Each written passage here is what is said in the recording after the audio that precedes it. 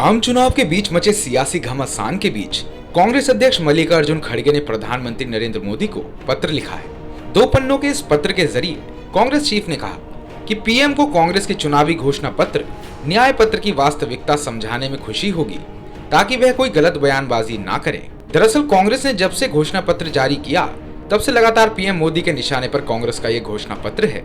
मोदी जहां भी चुनावी जनसभा कर रहे हैं हर जगह उनके भाषणों में इसका जिक्र है। ऐसे में संसद के उच्च सदन में विपक्ष के नेता ने चिट्ठी की शुरुआत में लिखा, मुझे उम्मीद है कि आप इस लेटर को सकारात्मक रूप में लेंगे। पिछले कुछ दिनों में दी गई आपके कुछ भाषणों और बयानों से ना तो मुझे झटका लगा है और ना ही मैं हैरान हुआ। इस बात की उम्मीद की जा रही थी कि आप और आपकी पार्टी के नेता चुनाव के पहले चरण के मतदान के बाद इसी अंदाज में बात करेंगे। मल्लिकार्जुन खड़गे ने लिखा है, आज आप गरीब और पिछड़े वर्ग की महिलाओं के मंगलसूत्र की बात करते हैं। क्या आपकी सरकार मणिपुर में महिलाओं और दलित लड़कियों के साथ हुए अत्याचार के साथ बलात्कारियों को माला पहनाए जाने के लिए जिम्मेदार नहीं है? आपकी सरकार के कार्यकाल में जब किसान आत्महत्या कर रहे थे तब आप उनकी पत्नियों और बच्चों की कैसे सुरक्षा कर रहे थे? कृपया न्याय पत्र के बारे में पढ़िए जो कि हमारे सत्ता में आने के बाद लागू किया जाएगा। पत्र में आगे कहा गया, यह आपकी आदत बन गई है कि आप कुछ शब्दों को संदर्भ के बाहर ले जाते हैं और सांप्रदायिक विभाजन करते हैं। आप ऐसा करके अपने पद की गरिमा को कम कर रहे हैं। जब ये सब खत्म हो जाएगा तब लोग याद करेंगे कि देश के पीएम ने चुनाव हारने के डर से कैसी भद्दी भाषा का इस्तेमाल किया था। कांग्रेस चीफ की चिट्ठी के अंत के हिस्से को लाल घेरे में हाईलाइट किया गया है और इसमें लिखा है, कांग्रेस के न्याय पत्र का मकसद सभी जातियों और समुदायों से ताल्लुक रखने वाले युवा, महिला, किसानों, श्रमिकों और हाईवे पर पड़े लोगों को न्याय मुहैया कराना है। आपको आपके सलाहकार हमारे मैनिफेस्टो को लेकर गलत सूचना दे रहे हैं। देश के प्रधानमंत्री गलत बयानबाजी ना करें, इसलिए मुझे आपसे मिलने और न्याय पत्र की वास्तविकता को समझाने में अधिक खुशी होगी।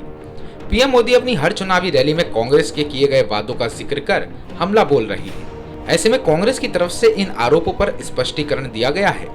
कांग्रेस नेता जयराम रमेश ने हमलावर होते हुए कहा कि प्रधानमंत्री मंगलसूत्र की बात करते हैं, लेकिन 31 मार्च 2024 तक देश के परिवारों ने अपना सोना गिरवी रखकर बैंकों से कुल 1 लाख करोड़ रुपए का कर्ज लिया है।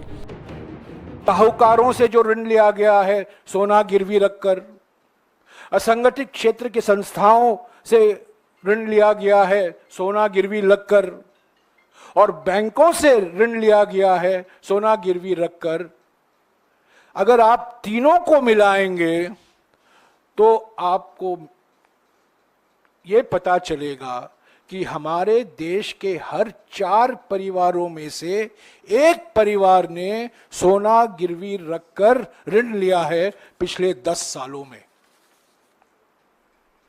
और ये प्रधानमंत्री मंगलसूत्र की बात करते हैं, सोना की बात करते हैं। ये हकीकत है, आरबीआई का डेटा है, ये आरबीआई की सूची है, कांग्रेस पार्टी की नहीं। किस मुंह से ऐसे खुले तरीके से प्रधानमंत्री झूठ बोल रहे हैं? जयराम रमेश ने कहा कि कांग्रेस के न्याय पत्र में विरासत कर का कोई जिक्र नहीं है। यह हमारा एजेंडा नहीं है। हकीकत यह है कि 1985 में राजीव गांधी जी ने विरासत कर को हटाया था। यह तो बीजेपी का एजेंडा था।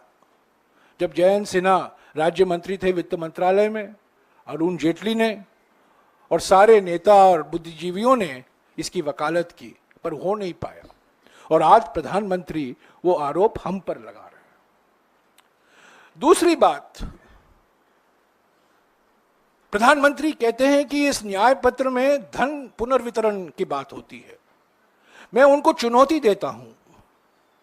हमारे 50 पन्ने हैं, 50 पेज है ये मैनिफेस्टो, ये न्याय पत्र। इसमें एक शब्द हमने इस्तेमाल नहीं किया है जो कहता है वेल्थ रीडिस्ट्रीब्यूशन, धन पुनर्वितरण। ये कहीं नहीं है।